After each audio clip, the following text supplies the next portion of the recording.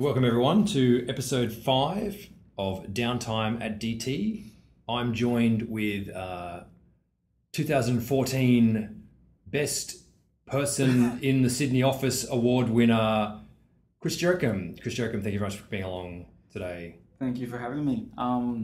Glad to be the best person in 2014. Yeah, all you other suckers were nowhere near as good as Chris Jerochim in 2014. Yeah, for some reason I annoyed enough people and I'm still best person in 2014. I don't know how I did that. Yeah.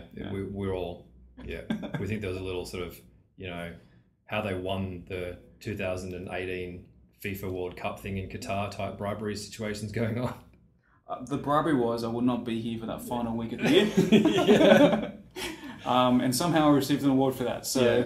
Well, good job. Good strategy. So what was it that you did here at DT in 2014 to be the best person? I don't know. I'm still the role that you do on a daily basis. What would a Chris Jerochim do at DT? It's a hard one because it's always a mixed bag. One minute you're supporting someone on a particular project, next minute you could be working with a client. Generally it's front-end development, so pretty much every single aspect of what we're doing to date, there's a piece of front-end development involved, is that interaction piece. So it's pretty much been a broad spectrum from delivering projects for Tourism Australia and Macquarie at the same time, versus, oh my God, there's an emergency. And a lot of it was, oh my God, there's an emergency, and it's just jumping in and getting it done. And helping the guys, maintaining the guys, training the guys, and it's been, as I said, a mixed bag. Yeah. So are you on, what would you sort of the split of you being on the tools, doing code versus sort of managing the team of developers that you have? If it wasn't for me actively coding, I'd probably be doing maybe 10%. So I code on the train, I code in the mornings when no one's around, I'm coding whenever I get a chance. I put training sessions to educate other people so I can code. If it wasn't for that, I wouldn't be. But I love it so much, and it's just to keep on top of things. And for me, knowing more and understanding what's coming into the business from a technical standpoint, sharing that knowledge, helping design, looking at how I can build better websites is kind of a passion for me, and that's kind of why I do it. But most of the time it would be more support management and kind of consulting, really. So I can kind of see just from what you've said, some of the reasons why you were the best person for 2014. I thought it was generally being a pain in the ass. So what is on your business card official job title? Front-end lead. Front-end lead. There are other titles. Some of them I probably cannot say, publicly. Yeah. I get mentioned it many times from certain people. Others are Dream Crusher. So talk to me about the Dream Crusher label. I've heard, people just as you're passing through, like, it's the Dream Crusher, it's the Dream Crusher. Mainly, UX design have dreams, and I'm there to crush them. No. It's more budgets. It's the killer for us because UX design don't see kind of the amount of time or effort it is to build something. Yep. So they come up with this great idea. I'll never tell them that's a great idea. I say it's okay. And then I have to come along and go, actually, the client says we've got to do it in a day. What you want to fly to Mars is not going to happen in a day. Yep. So it's more about kind of setting an expectation. It's not fun because everything becomes pretty dry. Yeah. But until we can get extra budget or look at different ways to approach the problem, dreams get crushed. Which is an interesting dichotomy that we face in what we do, in that we pride ourselves in being very forward-thinking about challenging what's going on, but there's also often a financial constraint. Yeah. So how do we meet in the middle somewhere? The biggest problem we have is we build everything from scratch, and this is something I've been telling a lot of people. If we're always building things from scratch, when we just make it on deliveries. Yeah. So the concept, and this is something I do kind of in the spare time, is looking at ways to be more competitive and not always build everything from scratch. So there's a concept of this thing called patterns or DT patterns, where we use so many of the similar patterns across all the projects. Mm-hmm. How can we start absorbing them into a platform, enabling us to go, you know what, I'm looking for a particular pattern, I'll log in, I can start searching, start using them. The concept is that we've already built them or they're already in projects and we can reuse them. So can you give me an example of a pattern? Because to me, it's like I'm wearing a lovely, that's a beautiful pattern you're wearing, by the way. brown cotton pants, which for me, that's how I'm thinking patterns. But Garth's paisley shirt that he's currently wearing. So that's a common pattern I've seen of a pattern. So for a pattern would be, for instance, a slide navigation or something like a carousel. Yep. Ideas or interactions we've done on a project, it gets used once and it's gone. But then we'll come up with it again later. So for me, it's more about how can we start building our own product that we can evolve. Every project has different interactions that could actually benefit future projects. Build them once, have them sitting there. People can explore, and see what patterns have been used. Mm-hmm. Aggregate that to a particular project. The product's already there. All we're doing then is the polish.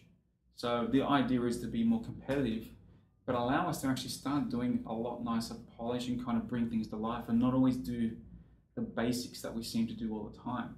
But also start investigating and seeing what other patterns we could do and start focusing on building that product, that IP.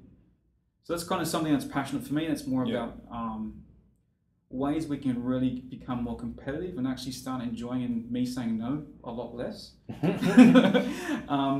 have a lot more fun. So that's kind of the side project that's keeping me kind of excited and kind of keeping on going. So look, I'm slightly more on your side now about the dream crushing part of this whole scenario. Like I feel, you've pled your case, and I'm gonna potentially. I'm leaning towards not guilty on the dream crusher on the dream crusher charge. So But do you know what would be really interesting is I think next podcast I'm going to bring someone from UX and have them talk about their philosophy on patterns be good. And Garth's paisley shirt. Well, I think that should be the core subject matter in every single interview. Look, it's great that I can kind of see you're very passionate about code and code reusability and being smarter about how we work, which, is one of the reasons why I love being a DT, because it's not just about the churn and burn. It's about let's do things better. Let's push what we can do. But, what are some other sort of areas and passions that sort of drove you to be in this position that you're in now? I think it's more the fact of, loving the code and always being able to kind of explore different things and, being involved. I think that's a key thing in DT where I help. That's why I like it so much. Talking through problems with UX and design and going, hey, how can we approach it in a different way? Yeah. We all have really good skill sets and we specialize, but coming together and saying, well, from a UX perspective, I think this is going to be a great experience. From design, I can see how we do that. In the browser and understanding the capabilities of a browser and the devices, we can do this. Yeah. Hopefully that kind of answers the question. Yeah. It's more about, I guess, I don't sit there in one silo. I try to kind of talk to everyone, get everyone involved, and I think that's been a great thing in a way. So, there's an influence there, and we can kind of, I'm nosy. I'll just jump in and go, what are you doing? Kind of thing. And that's probably why people have the other words for me. So I think I mentioned that in a previous podcast, is that the great thing about DT is that everyone is kind of creative through their own lens. Yeah. And one of the things that Jerochim, when he first started, is like, everyone is creative. Don't ever say you're not creative. And I kind of share a similar perspective as you do, is that I kind of have a limited view and skill set. So I need to walk around and ask everyone else about what they think and what their perspective. And it's great to sort of see how they creatively solve problems through their discipline lens. And I think it's great. And that's where we leverage off each other. Yeah. And we build better products. Yeah. And sharing knowledge, helps skew that lens a little bit and go, actually, based on this information, I can see with my understanding of design and UX, I can go this tangent, which from my development approach, I probably wouldn't even thought of. Yeah. So I can see that you have a lot of skills, which I assume are paying bills. No, well, I hope so. The wife takes most of the money. I'm left with a little bit of change. Yeah. So if we were to take these skills that you currently have and transport you back to 7th century medieval England, what kind of roles do you think you would be doing in that period? What some translatable skills? I'm trying to work out what they actually did in that time. Probably They burned a lot of witches. I'd be burning people. It's kind of the You'd twist. be crushing the dreams of witches. So pretty much they'll come up with something like, let's burn them. That's probably, Yeah. I guess, it's similar. Yeah. How would you apply your problem solving and logic to 7th century medieval England? See, that's the problem with me. I need to have a problem to solve, or like a creative problem. Yeah. So I'll be like, I need ideas first to actually solve the problem. I don't know, probably either burning witches or building contraptions of some sort. Yeah, right. Building better machines, reusable machines. Reusable approaches of burning things. All right, great. Good, we've sorted the heretics out. We've solved that problem. Time to move on to the spirit animal for Chris Jerochim. Spirit animal. See, I'll listen to So Rich's... we've burned the evil spirits. Now we're moving to what is the spirit that embodies Chris Jerochim in animal form. Animal form. See, Rich didn't answer this because I listened to his podcast. He didn't answer. No, he said meerkat. Meerkat, did he? Yeah. I didn't know that. I didn't maybe listen to the whole podcast. No, because I almost let him off because he was like, oh, I don't know. But he eventually did go meerkat. Okay. Because he barks and he's also pops his head up and looks around the office a lot, so he's quite like a meerkat. Now I will see that in him. I don't know. I was thinking more kind of a cross between a dolphin and a monkey. That I don't know. that made no sense whatsoever. So the intelligence of a dolphin, Yeah. but that You realise monkeys are also intelligent. But I think dolphins are smarter. I did watch the movie Lucy, and evidently dolphins are smart. For everyone listening, don't ever watch that movie Lucy because it is terrible and is not based on science. Okay, well that throws out the window. Yeah. I didn't get a chance to think of this. I think definitely more of a monkey type of skill. Yeah. You know. So. Because I'm leaning towards code and monkeys, and they seem to work together quite well. The code monkeys. Yeah. And they type. Yeah. Look, you kind of talked a lot about your passions for code and your passions for problem solving and that kind of stuff. What are some other passions that you have outside of the office that aren't code? Because I know you code outside the office as well. I do code outside the office. Drones. Yeah. Drones. I love drones. I love flying them. Yeah. Just bombing foreign nations. I try to avoid that. Yeah. Mine's more shooting with a camera. Yeah. Right. Nice. So I've got a fairly expensive drone which I take flying and do photography and video. Yeah. Gorgeous. That's really nice. It's good fun. It's kind of gets me out, and that was a big problem is that I'm always inside coding. Yeah. And I'm getting very pasty white. So I thought, hey, what kind of technology and nerdness can I do outside? So drones came into play. You are a special kind of nerd that you would think, what is the nerd activity that would be able to take me outside? Pretty much. I needed some way to Yeah. force myself outside. Yeah. And I have in-laws that love barbecues. Every weekend they'll be in a park. So I needed something to keep me interested whilst they speak another language and I'm staring into the sky. Yeah, so now I can stare into a sky with a drone. Yeah, nice. So it's definitely a passion, and it's something that it's good fun. It's definitely good fun. And being able to edit videos and photos and kind of share them has been pretty cool. So kind of, drones has always been on the top of like what's hot technology-wise and kind of this is the future. But what excites you about the future of technology and digital and kind of where we're going with all this? There's the development side of me, which is loving the kind of how the browser is evolving. Yeah. And kind of, there's things like offline first philosophies in browsers now. So that you find there's a blurred line between a native app and the browser. And HTML and JavaScript goes so many different places now. It can go in a computer, it can go on a server, it can be on a native thing. So there's that, and there's the evolution of the browser and what it can do. 3D is coming into a big play now and that side of things. So for me, I guess because I study so much of development, I'm always kind of looking at the new technologies and what, libraries and so forth coming through and the evolution of that. And then there's, of course, the drone and kind of that industry and where it's going. Because there's a lot of bad press, but there's also a lot of amazing things from a technical standpoint with AI. Yeah. When you think about AI, yes, we had this sort of future of it's like, controlling buildings and, all that kind of stuff. But AI is like Siri and Google search and kind of knowing what you want. Like, it's just these things that are becoming so day to day, which are like 5 to 10 years ago, are just incredible pieces of AI. And now they're just every day we're like, whatever, It's amazing. No one would have thought, I guess, even 2-3 years ago. Yeah. You could go and buy a drone off the shelf. Yeah. That can fly 2 kilometers in one direction. Yeah.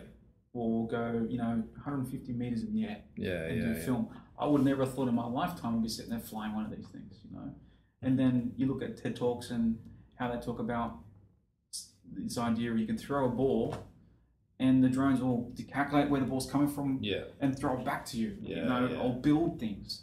So it's definitely an interesting area, and Internet of Things and all these sensors and so forth and how that can apply to this technology. Yeah. There's definitely amazing things you can do. I guess it just comes down to what's viable, what's really practical. Not like you can't do it anymore. I don't feel like there's things that I can't do. It's just whether I have the time and the money and the right people to be able to make what I want to happen. Pretty much. It's time. I think it's time because there's a lot of tech you can do that's free. Yeah. Everything is open source, There's a lot of stuff you can do that's free. Of course, there's always a slight bit of money. But I feel the biggest thing that always impacts us is time. Work just gets in the way. It's my philosophy, really. All right, quick fire round. Who'd win in a fight, a monkey with a knife or a shark that can breathe out of water? Shark. Bigger. That's it? Shark bigger? Shark's bigger. Shark's bigger. A monkey is not, I'd go shark. Okay. Yeah. Where were you born? Penrith with an F. Nice. Yeah. Wells Street. Clients you work on? Every one that comes out of DT Sydney currently, and at the moment it looks like we're getting some Melbourne ones, so Macquarie, Turit, TA. Yeah. The list goes on. Yeah, right. So just you are everything. Pretty much front end responsible for front end, yeah. So I need to touch pretty much everything from a work perspective of code. Good clarification there. I do sit behind Thierry, but it's as far as it goes. Yeah. 2 things you like? Sleep. Yep. 3 kids. I love sleep. Yeah. And reading a book on code, which is really bad. I'm just like... I actually will if you look at my iPad, all my books are code. So if you're not coding, you're reading about code. Pretty much. Or you're sleeping. I'm trying to sleep to rest, yes. It's like on my holidays, I actually coded as well. So, yeah. Is it a sickness? I think it's a sickness. It is a sickness. It's an addiction. Yeah. It is. Which we're manipulating for our own financial gain here at DT Sydney. Pretty much. So it feeds my addiction. Yeah. If I had a week of Just one more semicolon, man. Just one more semicolon. Sometimes I do shake. Yeah. I thought it was a coffee. Yeah. But no, it's the fact I wasn't coding. So this is a big question for you, I think. What would you do if there was no coding? Fly drones. If we were to say there was no coding, no technology, these roles didn't exist, what do you think Chris Jerochim, 2014 best person, would be doing? I reckon I'd be a carpenter. Yep. It's just working with your hands, being creative, doing something creative. You want to feel like making something, And it comes down to it's a craft, like anything else. It's a craft. Well, again, very very insightful. A lot of stuff I learned about Chris Jerochim, best person. I didn't realize you were so into coding. I kind of had a suspicion, but man, you've really I am a nerd. You've really taken it to a new level. Yeah. So thank you very much for being on Downtime at DT episode 5. Pleasure. It was good fun. Is there any last words that you would like to leave our DT listeners with? Some words of wisdom? I will always crush dreams. Yeah. Try to be nice about it. No, I really enjoy the people and what we bring to the table. I think that we've got so much growth and we're going to learn so much more in the coming years. And hopefully it's just keep that collaboration. I think just everyone should be talking. Jerochim, thanks very much. Thank you.